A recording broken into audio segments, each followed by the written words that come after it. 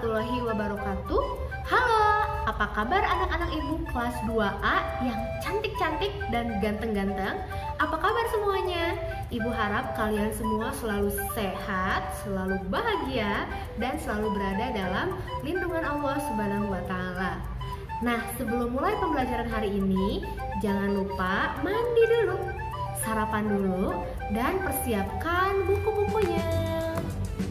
Nah, kita akan mulai pembelajaran di tema 5, subtema 2, dan pembelajaran ke-6 terakhir di minggu ini. Coba kita buka halaman 107. Kita baca bukunya bersama-sama ya. Benny, anak yang pintar. Coba di kelas 2A siapa yang merasa pintar? Acungkan tangannya. Ibu yakin kalian semuanya adalah anak-anak yang pintar dan hebat. Nah, Benny ditunjuk sekolah untuk mengikuti lomba tingkat nasional. Benny mengikuti lomba baca puisi. Benny membaca puisi dengan tema alam. Puisinya berjudul Kunang-kunang. Kunang-kunang seperti apa? Pasti kalian tahu kan? Nah, sekarang ayo kita baca puisi berjudul Kunang-kunang yang dibacakan oleh Benny. Kita baca bersama-sama ya. Kunang-kunang, karya A.T. Mahmud. Kunang-kunang hendak kemana? Kelap-kelip indah sekali, gemerlap bersinar seperti bintang di malam hari. Kunang-kunang terbang ke sini, ke tempatku singgah dahulu.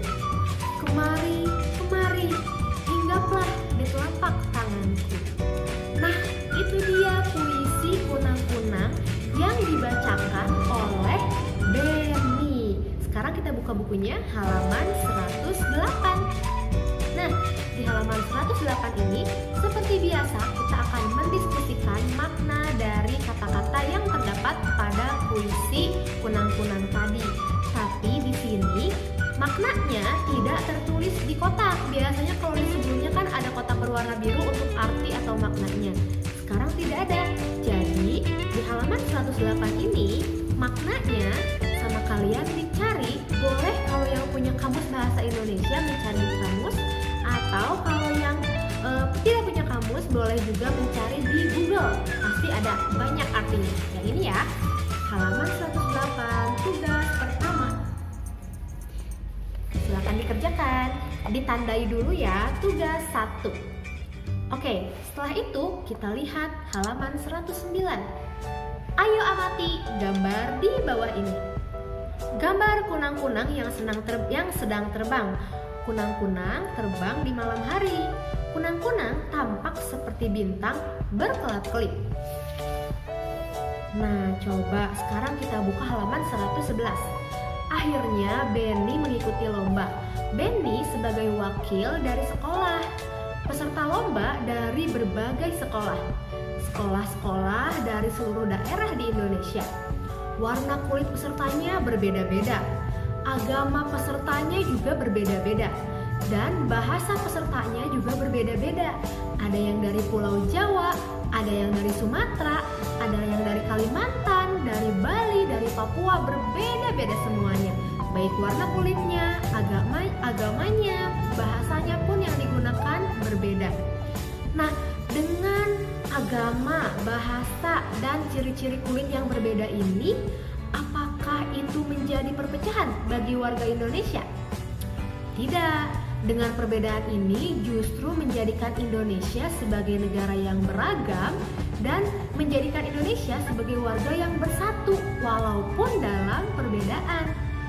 Nah, saling menghargai perbedaan ini adalah sikap yang termasuk ke dalam sikap sila ketiga. Apa itu sila ketiga? Persatuan Indonesia. Jadi Indonesia harus selalu bersatu, warga-warganya harus selalu bersatu walaupun berbeda-beda agama, bahasa, ciri-ciri fisik, walaupun berbeda tetapi tetap satu, yaitu satu sebagai bangsa Indonesia. Nah, sekarang kita lihat ke halaman 111. Ada gambar seperti biasa kita kasih centang. Kita baca dulu. Berikan centang pada gambar contoh sila ketiga di sekolahmu. Nah, contoh sila ketiga di sekolah. Kira-kira yang mana ya yang harus kita centang? Nomor 1. Ini Benny mau bermain dengan Edo walaupun Edo berasal dari daerah yang berbeda dengan warna kulit yang berbeda. Apakah itu termasuk sila ketiga? Ya, betul. Itu termasuk sila ketiga. Lalu gambar di sebelahnya. Nah, ini. Di sini ada Udin dengan Benny saling tolong-menolong bekerja bakti mungkin ya, bergotong royong untuk memasang kayu. Apakah ini termasuk sila ketiga juga? Ya, ini juga termasuk sila ketiga karena bergotong royong saling membantu itu juga termasuk ke dalam sila ketiga. Lalu yang ketiga, mohon maaf, yang gambar sebelah kiri di bawah, apakah Benny itu termasuk ke dalam contoh sila ketiga? Yang ini sepertinya Sepertinya tidak ya, karena Benny juga tidak melakukan apa-apa di sini. Lalu yang keempat, gambar yang upacara. Nah, apakah ini termasuk contoh sila ketiga? Tentu termasuk dong. Upacara menjadi salah satu kegiatan yang mencerminkan persatuan Indonesia. Jadi dicentang. Sekarang kita buka ke halaman 112. 112 di sini ada gambar Siti sedang memegang dompet bertuliskan Itali. Apakah itu termasuk sila ketiga? Tidak termasuk ke dalam sila ketiga. Kenapa? Karena terlihatnya di sini Siti bangga menggunakan barang-barang yang dari luar negeri, dari Itali. Padahal seharusnya kita harus lebih bangga untuk menggunakan barang-barang yang berasal dari negara kita sendiri. Jadi tidak dicentang. Sekarang gambar yang terakhir di sini, wah, ada Benny sedang mencoret-coret tembok. Apakah ini contoh yang sesuai dengan sila ketiga? Tentu tidak, karena coret-coret tembok itu buat perbuatan yang tidak terpuji. Siapa yang suka coret-coret tembok? Tidak boleh ya. Nah, sekarang kita akan beralih ke halaman 113. Di halaman 113 ini seperti biasa kita akhiri tugas hari ini dengan pengukuran. Kalau sebelumnya kalian sudah mengukur daun ya, Nah, hari ini kita akan mengukur panjang jari kalian. Jarinya yang di tangan kiri ya.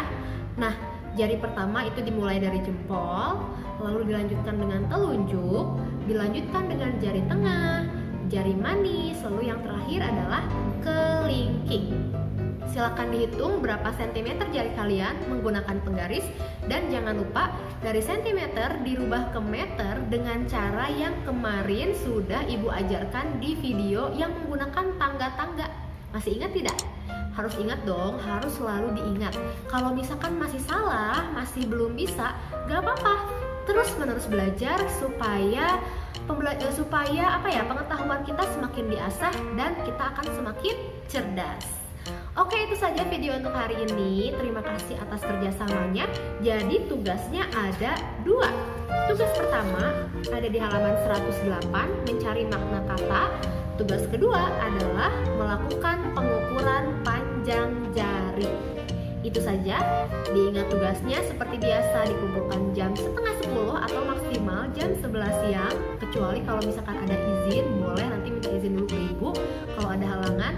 Nah, terima kasih kembali untuk kerjasamanya. Seperti biasa Ibu selalu mengucapkan